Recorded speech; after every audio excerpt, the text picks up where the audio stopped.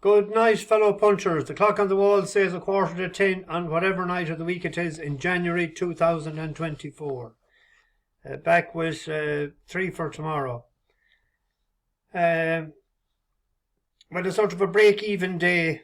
We bookended the day with winner first and winner last. The first one, Natty Night.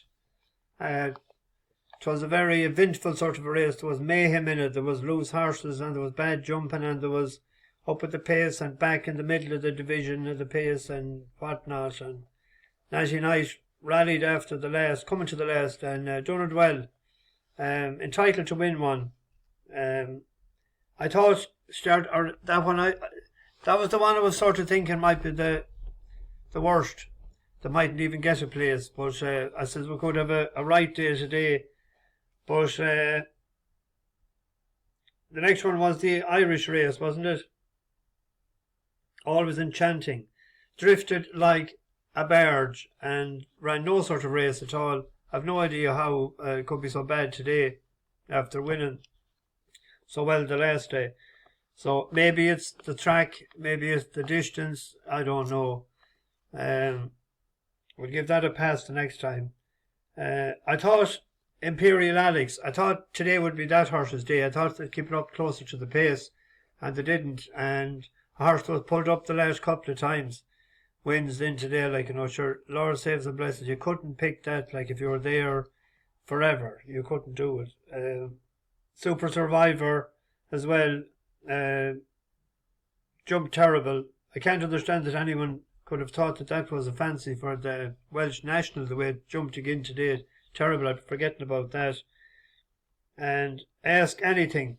I thought that to be up at the pace, but to remind you of someone on a building site you see out on a Monday morning that you know was out all night. Absolutely useless over the first 3 fences. Couldn't lift a leg. And, like, the favourite didn't get home, and the other one rallied to get back. So if there's in any sort of form today, I thought she'd win that race.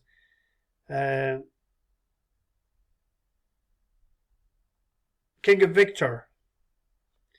That's the second time it has won for us, and it looked to be in trouble at the furlong pole, but rallied. It'll remind you of that horse that we had during the summer, Baez, that won 3 or 4 for us. A tough, gritty horse that just knows how to win. Like, there was some of them horses we back today that doesn't know how to win, that likes to finish second, looking up and there she's have the one in front of them. But that one wants to be in front. I will back that again, I think, too, whenever.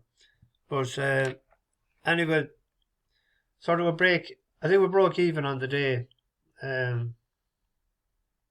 Anyway, it's not that but this. Oh, newcomer on the bus. I think I didn't get back on the last hour. B. Horrigan. And he put up a winner, Positive Thinker. Good man. And Owen was in good form as well the last couple of days. I think he had a couple of winners today. He put up that one last night. It was a horse that I put up before, a Buffalo Soldier. We backed it last December, but it didn't do any good for us. It had won the previous time. Also, thank you very much. I meant to mention last night with the 6th that I had picked with 6,000 subscribers. We crossed that bridge last night, and we also crossed the 2 million views. The first video was the 26th of February 2022, so less than 2 years. 2 million views. Never did I envisage that at the start, but the bus is evolving the whole time, and thank you all very much for tuning in, and thanks for all the support in the 2 years. Well, it's not 2 years, might have a birthday. Actually, I booked a flight on Sunday night at about 12 or half 12 to Birmingham on. Is that weekend? We could have a birthday party. Wait till I see.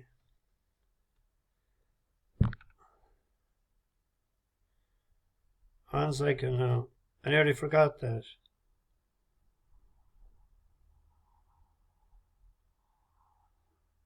Oh, it's the 22nd to the 25th, back on the Sunday night. So there's a race meeting in Warwick on the Friday. I might get to that. And I must email Marietta in Coventry. I might get to Coventry on the Friday night or after the races or whatever and head back into Birmingham. I'll have cousins to meet. That's the main reason I want to go over. I haven't been there in a long time. And there's people that if they pass away, I'll say I never went over to see them. So I want to go. Haven't been there in years and years. So there's a good few over there. We'll make a night of it if we meet up somewhere. So getting in and thinking 4 or 5 o'clock in the day. I have booked nothing where to stay yet, but I have cousins over there and they'll direct me, I'm sure. Anyway, so the night after I come back, that's the Monday night, so it'll be the 26th to 2 years. So I'll sing a song that night.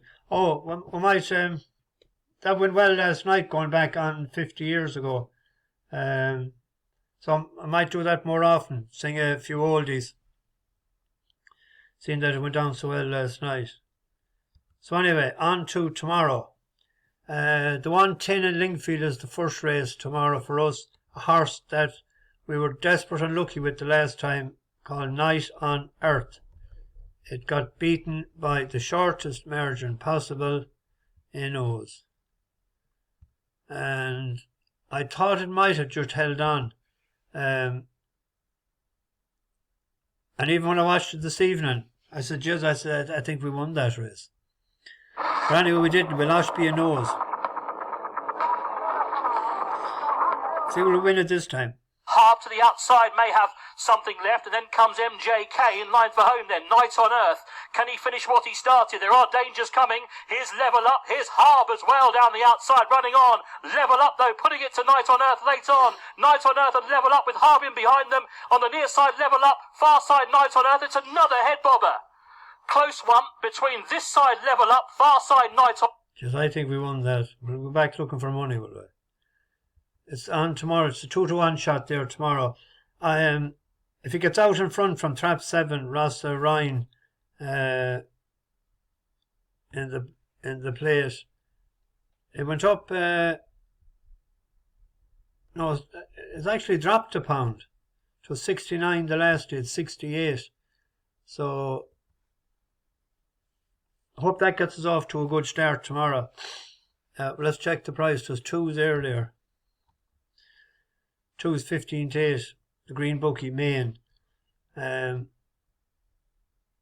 that gets out tomorrow, I think it could be harder pegged back tomorrow. I don't think there's anything as cute to sit the pace tomorrow.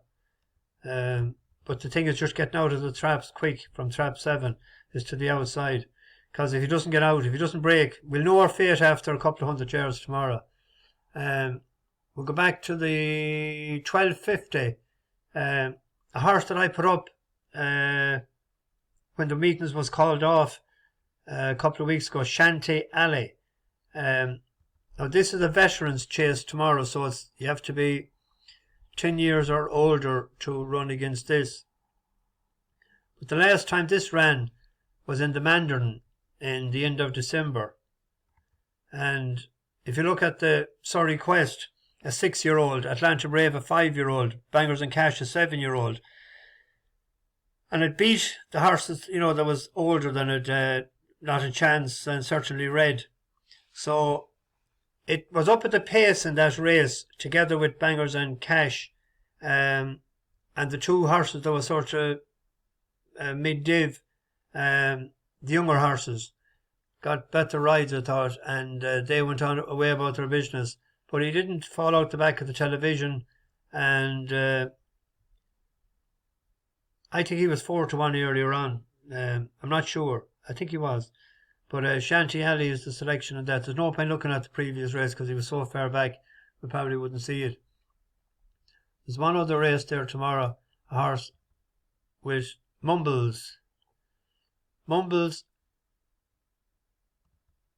ran well enough the last day. I think the track will suit him. He ran in fast last, but a good. You wouldn't want to see this fellow going round the bend, so a good galloping track. A step up and trip actually be no hair on, but if you look at the horse that won Hill of Tara, that won twice since. That was off 80. And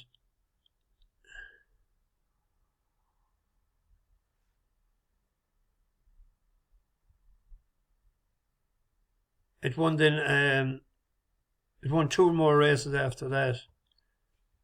And the horse that was behind it,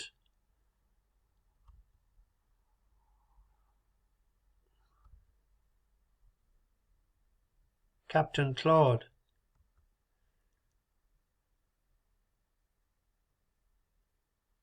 has won 2 races since as well. That's rated 100 now.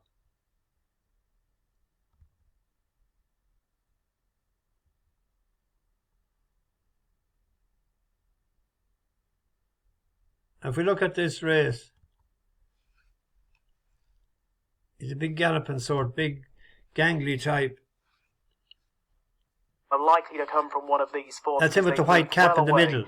From everyone else, and in line for their final 3 flights, Captain Claude looks a sitting duck. Mumbles has come there strongly, and Hill of Tara down the outside. And at 3 from home, it was Mumbles and Hill of Tara who came through to occupy the first 2 positions. They race very wide apart, with back in third Captain Claude, and out on the left, Hill of Tara's going strongly here under Charlie Deutsch, and has now taken over from Mumbles. Down they come to the second last. Hill of Tara is in front by a length and a half. Didn't get too high, landed a bit flat-footed. Mumbles trying hard to battle on, as is Captain Claude to his credit along the inside.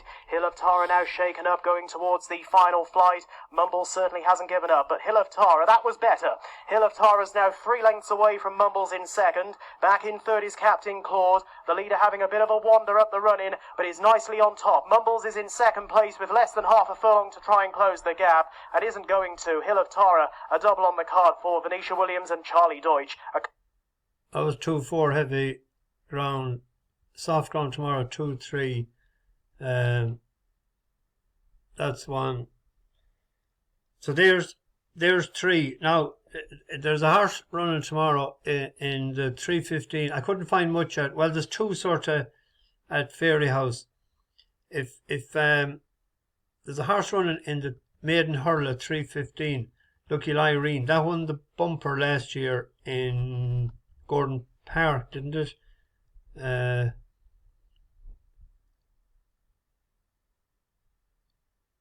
No, didn't. What am I thinking of?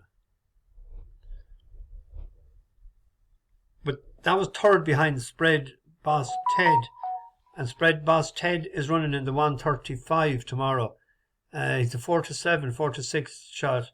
But if he strayed them, that should give you confidence nearly to back that, because O'Moore Park is a 7-year-old. I know he's very well bred, but he was off for a long time there. He was off from the 29th of April 2022 to the 16th of December. That was 596 days. 4-6 favourite. 3rd of 8. Like, he must be fragile.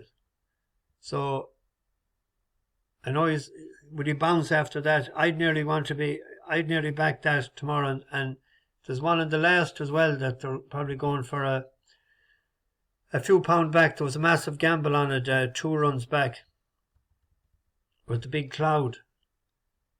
I think it was 16s into 13-8 favourite, and it was 2 miles 3, the same distance as tomorrow's race, and it was caught a bit short the last day. That race was over 2.5 miles a furlong. The step up and trip will probably suit that more so than the last day. He was 86, 90. He's up 93. He's gone up 7 pounds. That was another thing that happened. Was wrong. with Imperial Alex today. He was up £9 for finishing second 3 times, you see, and that gouged him as well, like, so. Then Thursday is Thyestes Day. I was down there last year. I don't think I can make it this year because I have an appointment for glasses. And I'm waiting 3 weeks for them to get my eyes tested. But I'm going to try and see would there be a cancellation in the following week, if I can, because I don't mind heading. But I think can I get someone to come with me? Big crowd there last year. There was one last year by Willie's, carefully selected, an 11-year-old. And if I look, an 11-year-old has won it 2 out of the last 5 years. Both of them were Willie Mullins trained. Longhouse Poet won it 2 years ago. That's back out again tomorrow. They're all always fairly well from 137 up. I suppose you need to get that to get into the race. But we have a horse there that won a couple of times first last year, including 10-1 in Cheltenham, Angel's Dawn. Third that day in that race in Cheltenham was Dunboyne, and now they're level weights tomorrow. Dunboyne was second in this race by a nose, wasn't it, or short head last year. Short head, just carefully selected. Doesn't mind the ground. He's gone up only £5 from last year. That's going to be a live chance in that race. Jack Kennedy has chose that from the yard. But we've had good luck in big races with Danny Gilligan. Danny Gilligan is on Fakir Delane. And that was off for a good while. And it came back into Troytown.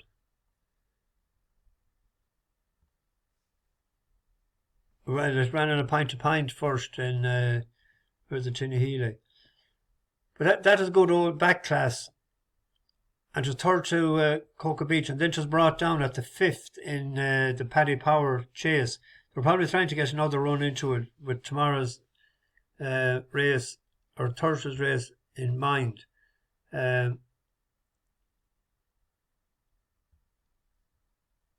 I think Gordon's too. I know Angel's Dawn has ran twice over hurdles. Sam Curling preparing it for this, expects a big run. He's going all right. 2 wins, 2 places in the last 14 days out of 10 runners. But Danny Gilligan taking £5 off it. Actually, that went up £2. So they raced off 140 in the Troytown and went up 142. It was brought down then in the Paddy Power. They'd be I think we wouldn't go too far wrong out of the money if we had Fakir Delane and Dunboyne with track experience. Angel's Dawn, of course, anyone that won a few pounds on him last year. He won twice for us. He won the day that someone fell, didn't there?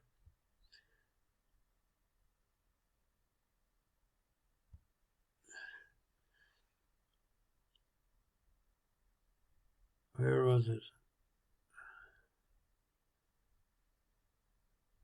Oh no, he was going well. We were on Cocoa Beach. That was right, in Punchestown. We were on the Cocoa that day. And we're on the beer that night. He was going well in that race and he fell. Anyway, I'm rambling on a bit.